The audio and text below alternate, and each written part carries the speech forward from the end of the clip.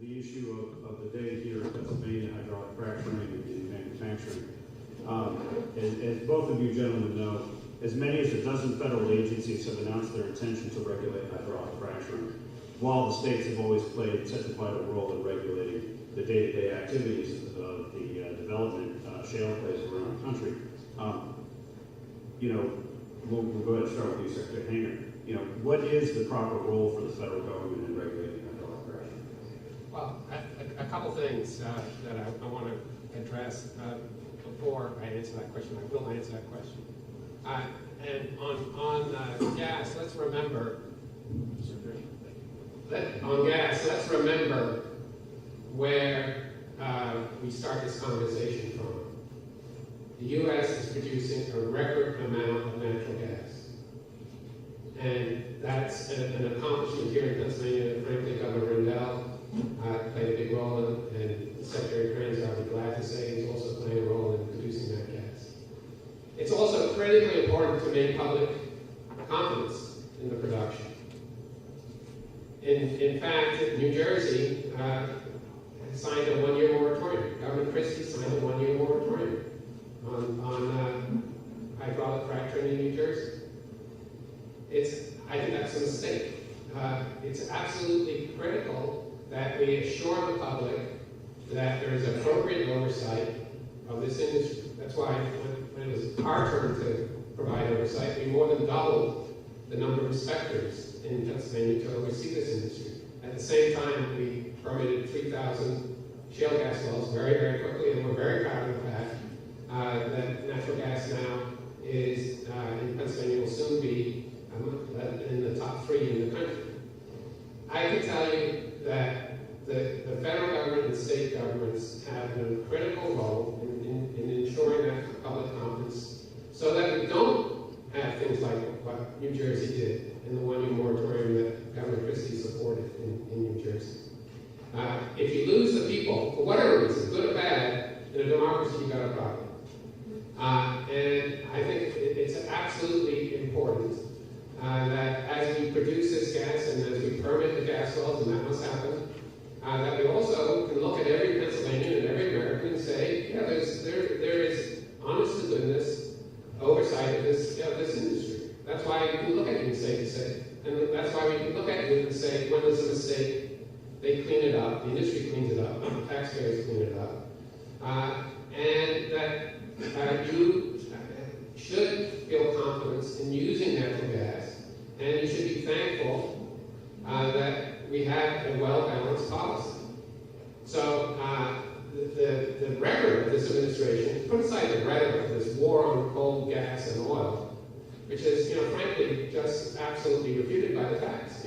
Oil is up at record levels in the last 14 years. Gas is at record levels. There's more miners working on the job. Put that rhetoric aside and look at the facts, and you come to the conclusion that we have, in fact, achieved a lot. It's obviously the case that we have to continue working with the public. We're sitting in Pittsburgh where the city council banned natural gas. So to come in here and start suggesting that we need to roll back environmental regulations and that the EPA is in fact a big part of the problem when the production is high, and when we have a significant part of the public that needs reassurance, I think it's a big mistake. A big mistake for this industry and all the people who work in this industry. Well, let me take a shot. You talk about rhetoric. It's certainly a tagline some like to use against others about, quote, rolling back the environmental regulations. That's nonsense. It's rhetoric. Hopefully we get beyond that. I'm glad that miners are on the job in record numbers. I'm really glad. But what I'm not glad about is that apparently this EPA and this Washington is letting very little of that coal be used here in America. It's being exported. And if the EPA has its way with respect to various other rules that are on the table, the Utility Act, for example, the new rule about coal plants, I don't think we're going to be using any of that coal here in the United States. So you all can put together the math or the facts on who's interested in what energy sources here. In terms of the 12 federal agencies, as Tim Murphy said, that's part of the problem we've got here. We've got a state regulatory program, and state regulatory programs, not just in Pennsylvania, but in probably a dozen other states, that have been regulating hydraulic fracturing for 60 years, for generations. You've got the Safe Drinking Water Act that was passed in the 1970s, was never intended to regulate hydraulic fracturing. Never, ever. No president, no EPA, and I've said this before, has ever shown an interest in regulating hydraulic fracturing until now. So you have to scratch your head. My favorite police lieutenant, Lieutenant Columbo, used to say, when somebody's done something for the first time, you've got your man or woman, whatever the case might be. So scratch your head and ask the question.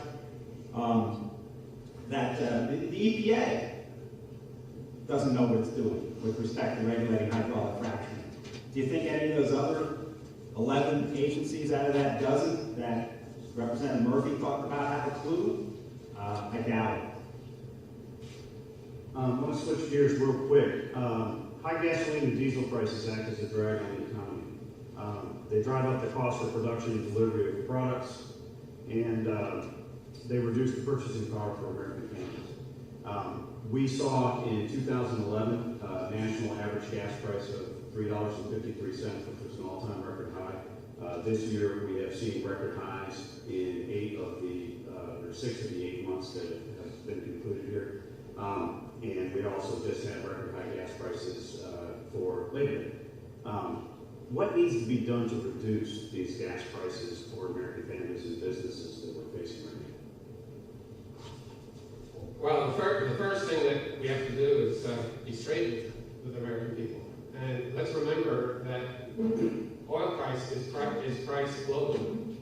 Fortunately, our natural gas is priced regionally. And the natural gas prices in North America are much, much lower than they are in Asia or in Europe.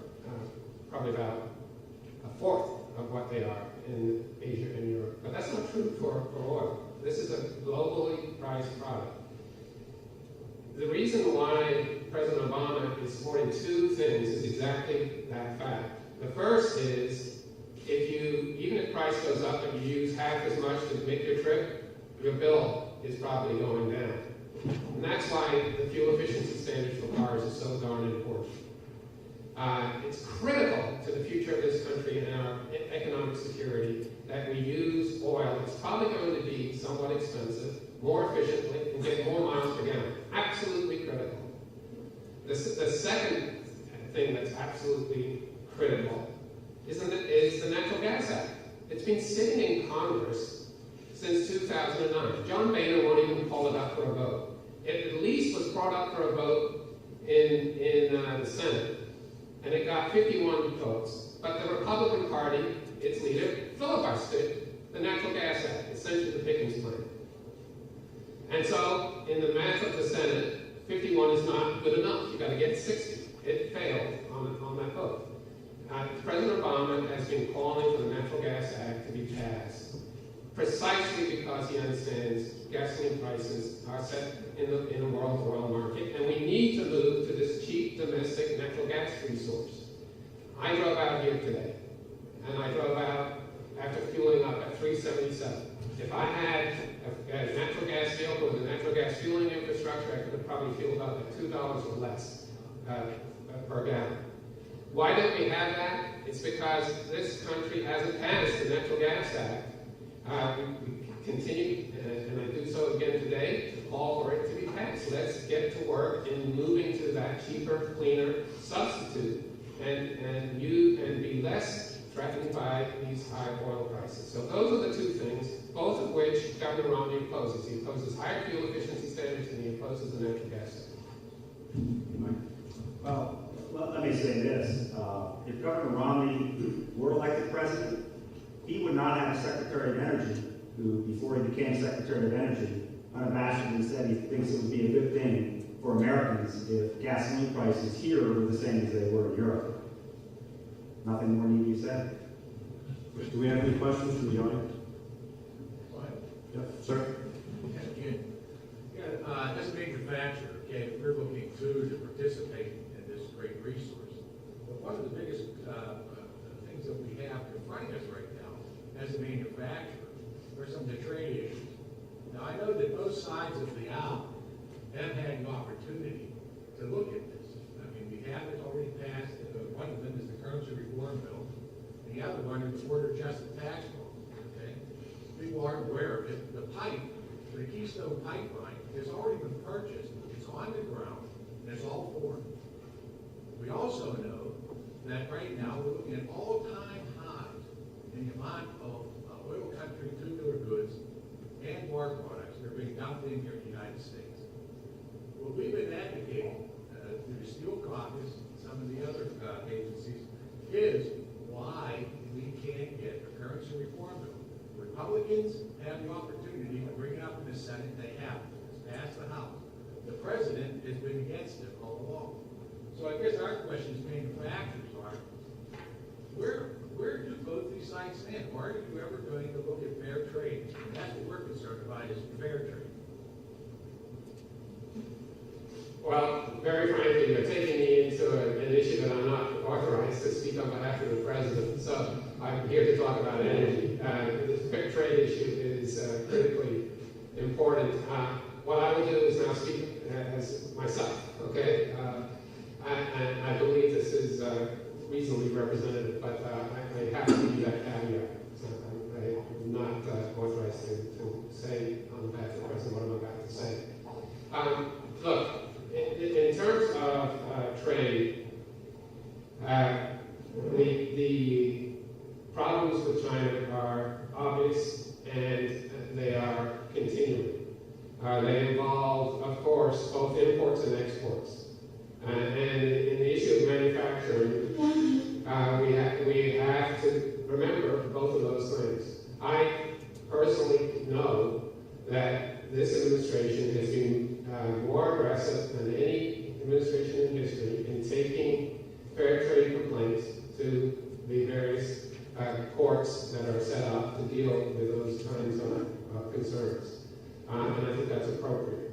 I personally believe that there has been some dumping of product in the United States. Dumping meaning producing product well below cost and then quote unquote exporting it here. So the use of the trade laws and using them aggressively is something that this administration has done more than the previous administration, and I believe that needs to take place.